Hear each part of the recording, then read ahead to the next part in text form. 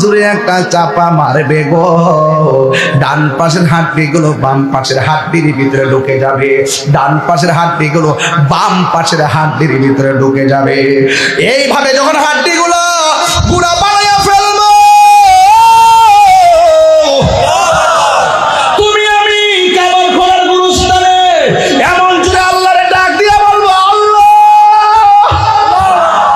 ও আল্লাহ, যদি জানতাম বেনামাজি হইয়া কবর আইলে এত শাস্তি, কোনদিন আর নামাজ ছাড়তাম না।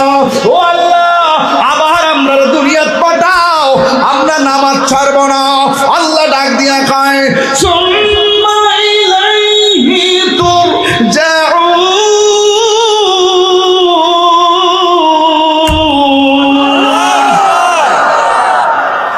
ইন্না লিল্লাহি ওয়া ইন্না ইলাইহি রাজিউন।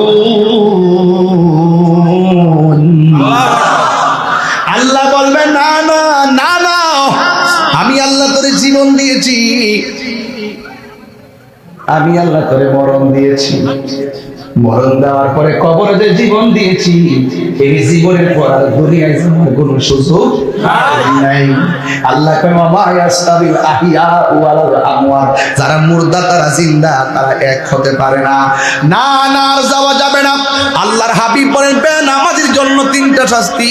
এক নম্বর, কবরের মাটি চাপা মারবে, এই চাপাটা সহ্য করার মতো কোনো প্লেয়ার নাই, একদম গুড়া বানায়া ফেলাইবো। ইন টাইমে দুই নম্বর হলো, কবর কাহার জন্য জান্নাতের বাগান, আবার কাহার জন্য জাহান্নামের গর্ত, ওই গর্তের মধ্যে তার নিয়ে ফালাইয়া দিব। এবার বান্দা ডাক দিয়ে বলে, আল্লাহ একবার শেষ করে দাও, আর আযাব সহ্য হয় না। আমার নবী, আপনার নবী বলেন, কবর আযাবটা হলো সবচাইতে ভয়ঙ্কর। আখিরাতের প্রথম মঞ্জিল হলো কবর। এই কবর যার ভালো হবে, হাসরের ময়দান তার ভালো হয়ে যাবে। আর কবরে যে ধরা খেয়ে যাবে, হাসরের ময়দানে সে ধরা খেয়ে যাবে। চিৎকার মেরে কে আল্লাহু আকবার বলা যাবে না। ইয়া রাসূলুল্লাহ, নবী গো, নবী গো, ও মায়ার নবী, আমার জাদুমণি আমার পেট থেকে বের হইলো, তিলে তিলে বাচ্চাটারে বড় করলাম, দুধ পান করালাম, নিজে না খাইয়া খাওয়াইলাম, নিজের ঘামটার তার বাপে পানি কইরা ফেলাইছে, রক্তটারে পানি কইরা ফেলাইছে। এমন ভাবে দুইজনে মিলনা জয়না টয়না সব বিক্রি কইরা সব তার তলে ব্যয় করছি একটা মাত্র কারণে, এই সন্তান ছোটবেলা থাকতে যেমন লড়তে পারে না, বসতে পারে না, তারা বসাইছি, খুলে রাখছি। সন্তান ছোটবেলা যেমন প্রস্রাব কারা কইরা পায়খানা কইরা নিতে পারে না, ধুইতে পারে না, এইগুলো আমি সব দোয়াই দিছি। সন্তান ছোটবেলায় রুজি করে না, আমি তারা খাওয়াইছি। সন্তান ছোটবেলায় লেখাপড়ার খরচ পায় না, আমি তারা লেখাপড়ার খরচ দিছি। যা আছে সব আমি কোরবানি দিয়ে দিছি একটা কারণে, যে আমরা যেদিন বয়স্ক হয়ে যাব, আমার পোলা যেই দিন একেবারে প্রতিষ্ঠিত হইয়া যাবে, আমরা দুইজন তো বাচ্চার মতো হয়ে যাবো। চাইলেই রান্না করতে পারবো না, চাইলেই টাকা রুজি করতে পারবো না, চাইলেই তারে খাওয়াইতে পারবো না। আমরা গায়ের শক্তি হারায় ফেলবো, রোজগারের শক্তি হারায় ফেলবো। আমার সন্তান আমরারে বাচ্চার মতো লালন পালন করবে, আমার সন্তান আমারে খাওয়াইবো, পিন্দাইব। ও ইয়া রাসূলুল্লাহ, নবী গো,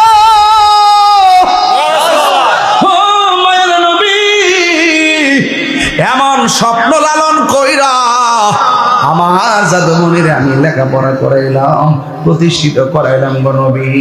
এমন একটা সময় যখন আমি লড়তে পারি না, পিঠের মধ্যে ব্যথা, ওষুধ খাইতে পারি না, ঘরের মধ্যে পেটের মধ্যে খাবার নাই, ভালো করে খাবার খাইতে পারি না, মানুষ আমরা নিন্দার চোখে দেখে। ইয়া রাসূলুল্লাহ, ওলা লেখাপড়া করলে প্রতিষ্ঠিত হইয়া গেল, বারবার বলার পর আপনার খবর নেয় না। একদিন, দুই দিন, 3 দিন, 1 বছর, 2 বছর, 3 বছর কষ্ট পাইতে পাইতে আমাদের দেয়ালের মধ্যে পিঠটা টেকে গেছে। এরপরে একদিন কষ্ট পাই আল্লাহরে কইছিলাম, আল্লাহ আমার পোলা আমারে যে কষ্ট দিছে, কবরের মধ্যে তারে তুমি এমন ভাবে কষ্ট দিও। ইয়া রাসূলুল্লাহ, নবী গো, আপনি আমারে বলছেন আমি হাসি কেন, আমি আনন্দ কেন? একটা কারণে, আমার পোলা যে আমারে কষ্ট দিছে, আমি যে কষ্ট পাই আল্লাহরে কইছি, আল্লাহ তুমি তারে কবরে কষ্ট দিও। আল্লাহ যে আমি পাগলের ডাকটা শুনছে, এই জন্য আমার কাছে আজকে বড় খুশি খুশি লাগতেছে। সন্তানের প্রতি মায়ের কষ্ট, উম্মতের প্রতি নবীর দুঃখ এক না রে। এবার আমার নবী তো রাহমাতুল লিল আলামিন, আমার নবী উম্মতের কষ্ট দিয়া শেষ করতে, কষ্ট দেখা সহ্য করতে পারে নাই। আমার নবী, আপনার নবী ডাক দিয়ে কয়ে, মা আপনার সন্তানে তো কষ্ট করতেছে, আপনার সন্তানদের তো আমি দেখতেছি। এরপর আমার নবী দুইটা হাত আল্লাহর দরবার বাড়াইছে। আমার নবীর মতো মুস্তাজিবুদ দাওয়া পৃথিবীর কোনো নবী নাই। আল্লাহর কাছে নবী যদি কয় আল্লাহ তুমি দাও, আমার আল্লাহ নবীরে দিবেন। এই জন্য আমার নবী আল্লাহরে ডাক দিয়ে কয়, আল্লাহ ও আল্লাহ, মা সন্তানদের বদদুয়া দিছে, তুমি কবুল করে তার শাস্তি দিয়েছো। ওই মা এখন কবরের পারে আসছে, মেহেরবানি করে কবরটারে একটু আলোক করে দাও, যেন মা তার কষ্ট, সন্তানের কষ্টটা দেখতে পারে। আল্লাহর হাবিব বলতে দেরি, ওই মুহূর্তে কবরটা আলোক হয়ে গেল। মা দুঃখিনী কবরের দিকে তাকাইলো, তাকায়া দেখতেছে ওই কবরের ভিতরে গরম বিছানার মধ্যে ছটফট ছটফট করতেছে, জাহান্নামের বিছানায় ছটফট ছটফট করতেছে। একটা কথাই কামার খোলা বইলা যায়, মা দুঃখিনীর হাজার কষ্ট দিলেও, হাজার কষ্ট নিয়ে মা বসে থাকলেও, সন্তান যদি মারে কয়ে মা, মারে যদি মায়া করে ডাক্তা দেরি, ওই মা হাজার জন্মের কষ্ট সেকেন্ডের মধ্যে ভুলে যায়। এমন ইতিহাস কামার খোলা আছে না? না, তোমার কাছে মদিনা অনেক দূরে, নবীর পাগল হইয়া দেখো, আমার নবী মুমিনের জানের চাইতে আরো নিকটে হাজির না আছে।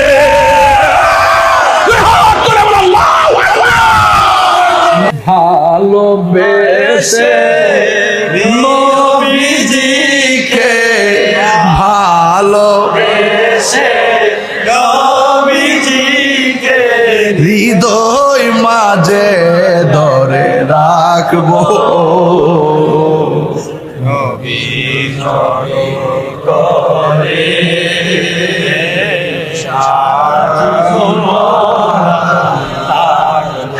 এই কান্দনে কবে জানি হবে সমাধি,